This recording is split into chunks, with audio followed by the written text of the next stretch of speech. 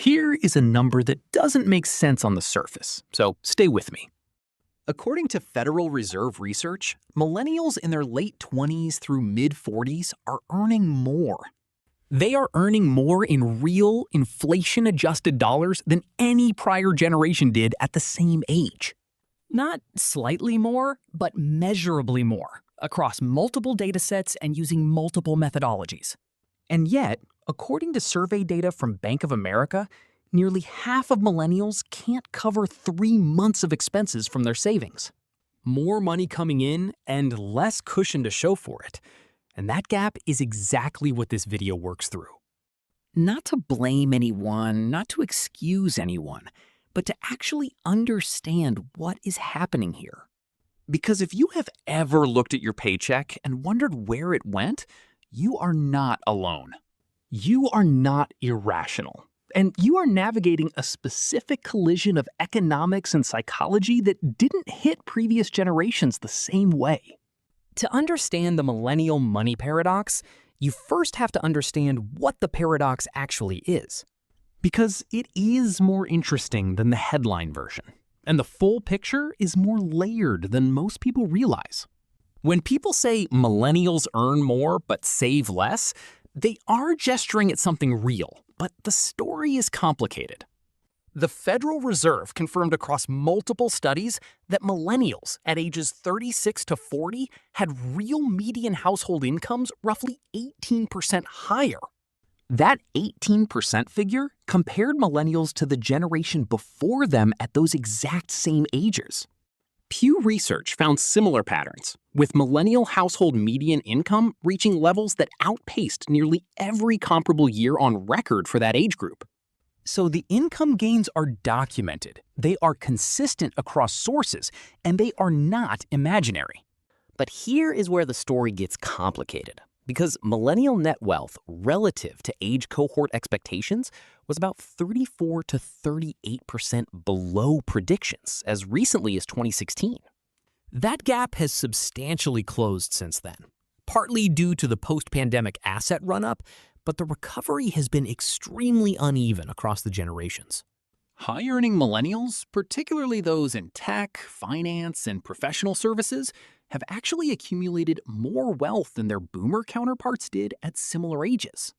Working-class millennials, by contrast, haven't seen that same recovery, and that divide matters for how we interpret the data. So when you see a headline that says millennials are doing great and another that says millennials are broke, both can be accurate. They are just describing different slices of a deeply divided generation, and that distinction is important to hold on to throughout this video. What connects the experiences across the income spectrum is a set of structural forces and behavioral patterns that compress savings, even when incomes are rising.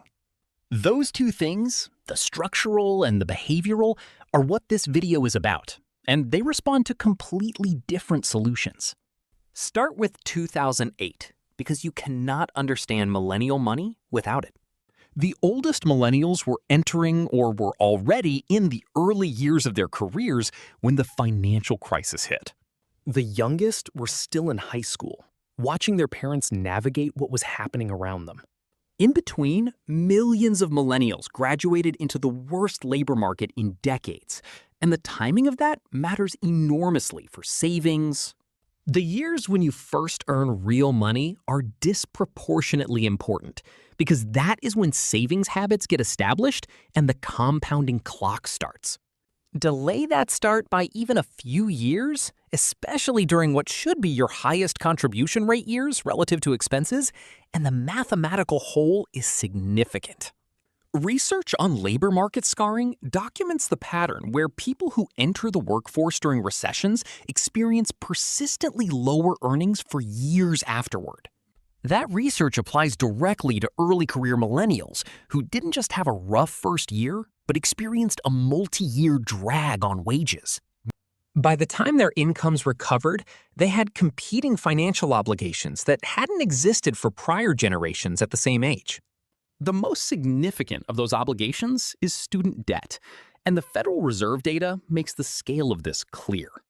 According to Federal Reserve surveys from 2024 and 2025, adults ages 30 to 44 are the most likely of any age group to carry outstanding student loan debt.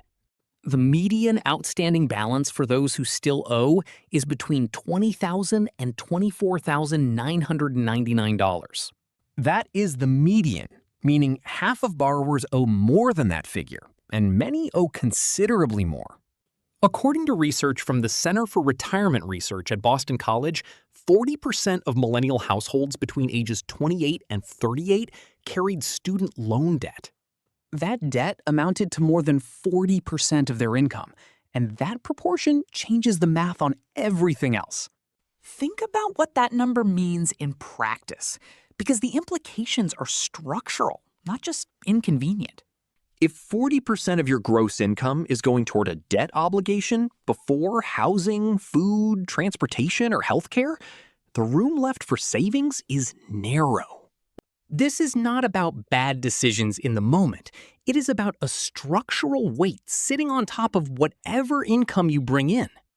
Then add housing, where the broad pattern is well established across most major American metros. Home prices in most major markets rose faster than incomes during the decade millennials were supposed to be building initial wealth. That affected renters and aspiring buyers alike, since high rents reduced the surplus available to save, and high purchase prices required larger down payments. Add childcare, which for many families in high-cost metros has reached costs that functionally eliminate one income from a two-earner household. Add healthcare costs that shifted increasingly onto employees rather than employers over the same period. Each of these forces is real and documented, and when you stack them together, they tell you something important about the savings gap. The financial position of many millennials isn't primarily a story of overspending. It is a story of fixed costs that grew faster than income gains could absorb. But the structural explanation, accurate as it is, doesn't fully close the gap, and this is where behavioral economics enters the picture. The behavioral forces at work are not unique to millennials. They are universal features of human cognition that everyone navigates. Millennials are just navigating them in a specific economic environment that amplifies certain patterns in ways worth understanding clearly. The most well-documented of these behavioral forces is present bias, and it is worth taking a moment to understand what that actually means. Present bias describes the human tendency to overweight immediate rewards relative to future ones, to prefer $10 today over $15 a month from now. Even when the math clearly says that waiting is rational, the psychological pull toward the immediate reward is powerful and consistent. This is not a character flaw. It has been replicated across hundreds of studies in behavioral economics, and it affects people across all income and education levels. When it comes to savings, present bias creates a specific problem, because saving is always something you give up now for a benefit you receive later. That structure makes it psychologically easy to defer, even when you fully intend to get around to it eventually. The economic context makes this worse for millennials in a way that is worth naming directly and honestly. When you are carrying debt obligations, facing high housing costs, and dealing with a genuinely elevated cost of living, the present feels urgent in a real way. The immediate pressure is not just psychological, it is material. And when immediate pressure is material, the behavioral instinct to focus on it is harder to override. There is a second behavioral pattern worth understanding, and this one is more uncomfortable to talk about, but genuinely important. Lifestyle inflation refers to the tendency for spending to rise in proportion to income, meaning that as you earn more, you spend more. When lifestyle inflation takes hold, the savings rate stays roughly flat even as the absolute numbers on both sides of the ledger grow. This happens across income levels, and it is not unique to any generation, but it interacts with millennial income trajectories in a specific way. Millennials as a generation have experienced meaningful income growth in recent years, particularly as they have moved into mid-career positions. And there is evidence that for a meaningful segment of millennials, that income growth has been absorbed primarily into lifestyle rather than savings. Experian data cited in banking industry surveys showed millennial credit card balances rising faster than those of other generations in late 2023. The national personal savings rate, which the Bureau of Economic Analysis tracks, was sitting around 3.6% as recently as 2024, which is historically low. That figure reflects a broad pattern where Americans across generations are spending close to what they earn, leaving very little margin for wealth accumulation. There is a third structural shift that is easy to miss, and it sits at the intersection of economics and behavior in a particularly important way. For most of the 20th century, employer-sponsored pensions meant that retirement savings largely happened to workers automatically, without requiring an active choice. The employer contributed, the benefit was defined, and the employee didn't have to decide to save because the structure did it for them. Over the last few decades, that system has largely been replaced by defined contribution plans like 401k accounts and IRAs. In these plans, the responsibility for deciding to save, deciding how much to save, and deciding where to invest falls entirely on the individual. That shift in responsibility landed squarely on millennials entering the workforce, and it matters because of how human beings respond to default options. Research in behavioral economics, including the work of Thaler and Benartzi on what became the Save More Tomorrow program, demonstrated something important about defaults. When saving requires an active choice, significantly fewer people do it, and the default of doing nothing is psychologically powerful. Auto-enrollment and auto-escalation in retirement plans were developed specifically to work with human cognitive tendencies rather than against them. But enrollment in these programs is still far from universal. And for millennials who work in gig or contract roles, the infrastructure is simply absent.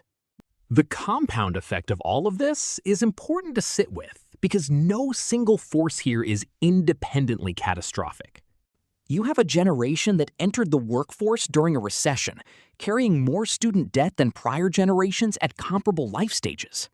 They faced higher fixed costs, navigated retirement savings without automatic structure their parents largely relied on, and did all of it while present bias and lifestyle inflation operated as natural defaults. Together, these forces create a savings drag that can persist even as incomes rise, and that is the core of the paradox. Let's make this concrete with a scenario that is meant to illustrate the math, not predict any specific outcome. Assume a millennial household earning around the documented median for their age cohort, not struggling in a day-to-day survival sense, but not swimming in surplus either. They have student loan obligations near the median balance the Federal Reserve reports, and they are renting in a market where rent absorbs a significant portion of income. They have a 401k available through work, but they enrolled at the default contribution rate, which in many plans is set at around 3%. In year one, 3% goes in, and that is the number they are working with going forward into their career. Because of lifestyle inflation, as their income grows over the next several years, their spending tends to grow alongside it. The contribution amount may increase in absolute dollars, but the rate stays flat because no one made an active decision to change it.